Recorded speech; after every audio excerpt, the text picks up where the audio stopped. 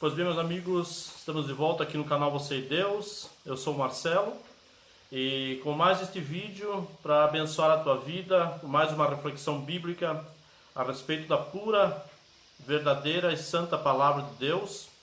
E eu quero falar nesse vídeo sobre a terceira parte dos verdadeiros inimigos de todo cristão. Neste vídeo eu quero falar sobre a natureza humana pecaminosa. Então nós já vimos nos dois vídeos anteriores os três principais inimigos, né? Satanás, o mundo e talvez o pior de todos os inimigos, o que está mais acompanhando nós, né? Mais nos acompanha de perto ali, como se fosse a nossa sombra, é a nossa natureza humana pecaminosa. Então, se você não sabia dessa informação, quando a gente aceita Cristo, mesmo andando com Cristo, nós temos dentro de nós uma velha natureza, uma natureza que andava no pecado, uma natureza que era desobediente a Deus. E se nós deixarmos ela se alimentar, né, do nosso afastamento de Deus, então ela vem para fora e ela acaba nos tornando desobedientes novamente a Deus. Então nós precisamos lutar contra essa velha natureza.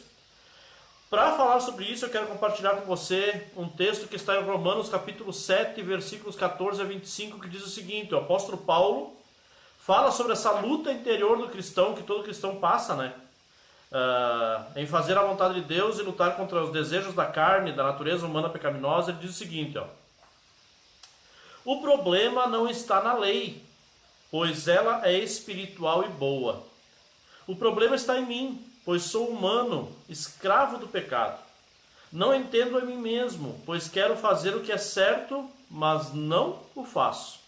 Em vez disso, faço aquilo que odeio. Mas, se eu sei que o que faço é errado, isso mostra que concordo que a lei é boa. Portanto, não sou eu quem faz o que é errado, mas o pecado que habita em mim. E eu sei que em mim, isto é, em minha natureza humana, não há nada de bom, pois quero fazer o que é certo, mas não consigo. Quero fazer o bem, mas não o faço. Não quero fazer o que é errado, mas ainda assim o faço. Então, se faço o que não quero, na verdade não sou eu quem o faz, mas o pecado que habita em mim. Assim descobri esta lei em minha vida. Quando quero fazer o que é certo, percebo que o mal está presente em mim. Amo a lei de Deus de todo o coração. Contudo, há outra lei dentro de mim que está em guerra com minha mente e me torna escravo do pecado que permanece dentro de mim. Como sou miserável! Quem me libertará deste corpo mortal dominado pelo pecado? Graças a Deus, a resposta está em Jesus Cristo, nosso Senhor. Na mente, quero de fato obedecer à lei de Deus, mas, por causa de minha natureza humana, sou escravo do pecado. Então, como eu estava dizendo, a Bíblia também chama essa natureza humana pecaminosa, ou a velha natureza, chama também de carne, né? Nas linguagens mais antigas, ao meio da revista atualizada, a revista corrigida, as mais antigas, elas falam sobre carne. Carne ali se refere, dependendo do contexto do texto, né? No caso ali, na versão mais antiga, Paulo chama a natureza humana pecaminosa de carne, que seria essa natureza terrena, essa natureza humana, carnal que nós temos, né? Então, o que é interessante a gente aprender sobre a nossa natureza humana pecaminosa, a nossa velha natureza, ou enquanto nós estamos aqui nessa terra, como é que essa natureza humana ela age? Gênesis 6,12 diz assim: Deus observou a grande maldade no mundo, pois todos na terra haviam se corrompido. Então, a Bíblia nos ensina que a natureza humana é corrupta, tá? Jeremias 17,9 nos ensina que o coração humano é perverso e enganoso. O coração humano são os desejos, os sentimentos, né? Os planos do coração humano. O coração humano é mais enganoso que qualquer coisa e é extremamente perverso. Quem sabe de fato quanto ele é mau. João capítulo 6, versículo 63, a segunda parte do versículo, diz que a natureza humana não produz nada. Romanos 7,18 diz: eu sei que em mim, isto é, em minha natureza humana, não há nada de bom, pois quero fazer o que é certo, mas não consigo. Então a natureza humana, a nossa velha natureza, não tem nada, não possui nada de bom. Também no Evangelho de João capítulo 8, versículos 5 a 8, diz: aqueles que são dominados pela natureza humana pensam nas coisas da natureza humana, mas os que são, aliás, Romanos capítulo 8, tá? Mas os que são controlados pelo Espírito pensam em coisas que agradam o Espírito. Portanto, permitir que a natureza humana controle a mente resulta em morte. Mas permitir que o Espírito, com letra maiúscula, o Espírito Santo, né, controle a mente resulta em vida e paz, pois a mentalidade da natureza humana é sempre inimiga de Deus. Nunca obedeceu às leis de Deus e nunca obedecerá. Por isso, aqueles que ainda estão sob o domínio de sua natureza humana não podem agradar a Deus. Então, esse texto nos ensina que a natureza humana deseja nos dominar para não obedecermos e agradarmos a Deus. É uma luta, né? Diária, é uma luta diária. Então, por isso que você deve praticar os exercícios espirituais, a oração, o estudo da palavra, não se afastar das atividades de comunhão da igreja, tá? Então, os cultos são também muito importantes, a comunhão com os irmãos é muito importante, tá? O compartilhar das suas vitórias e das suas lutas é muito importante. Orar uns pelos outros é muito importante para o fortalecimento, porque nós estamos numa guerra. Eu tenho falado isso em vários vídeos. Estamos numa guerra espiritual. E o inimigo não se agrada quando a gente busca Deus. Então, quando você se afasta da presença de Deus, se afasta de buscar a Deus, você está deixando o inimigo vencer na sua vida, tá? Gálatas capítulo 3, versículo 13 diz assim também: será que perderam o juízo, tendo começado no Espírito, por que agora procuram tornar-se perfeitos por seus próprios esforços? Então a Bíblia nos ensina que nós devemos procurar buscar a perfeição pelo próprio, não buscar a natureza humana pecaminosa, aliás, ela faz com que a gente busque procurar a perfeição pelo próprio esforço. E a Bíblia diz que maldito é o homem que confia no homem. Se eu confiar em tudo que eu penso e tudo que eu sinto, eu me afasto de Deus. Essa é a grande verdade. Então eu preciso fazer morrer o velho homem, tem que fazer morrer dia após dia e deixar que o Espírito me guie. Mas eu só vou conseguir isso se eu orar, né, me sujeitar a Deus e buscar o conhecimento de Deus, a palavra de Deus, e viver a palavra de Deus. Essa é a vitória do cristão, é conseguir praticar dia após dia a palavra de Deus, tá? Gálatas 5,13 também diz que a natureza humana transforma a verdadeira liberdade em libertinagem. Então existe uma diferença entre liberdade e libertinagem. Olha o que diz ali, ó. Gálatas 5,13. Porque vocês, irmãos, foram chamados para viver em liberdade. Não a usem, porém, para satisfazer sua natureza humana, seus desejos, né, carnais. Ao contrário, usem-na para servir uns aos outros em amor. Então aqui um exemplo bem prático, o egoísmo. Eu só quero para mim, eu só penso em mim. Isso é um pensamento que vai contra os princípios cristãos, porque a Bíblia ensina, por exemplo, a gente ouve muito, eu sou a igreja. Esse eu sou a igreja, ele não está errado, num certo ponto, mas em outro ele está, quando eu me considero eu sou a igreja, e eu não abro mão do meu eu para poder ajudar e abençoar o meu irmão, então eu estou sendo egoísta, e essa frase eu sou a igreja não é real. Então a Bíblia mostra que igreja somos nós. Então todos aqueles que servem a Deus, que aceitaram a Cristo como Senhor e Salvador e que andam em comunhão são a igreja. A igreja é sempre no coletivo e nunca no individual. Então não é 100% certo dizer eu sou a igreja, tá?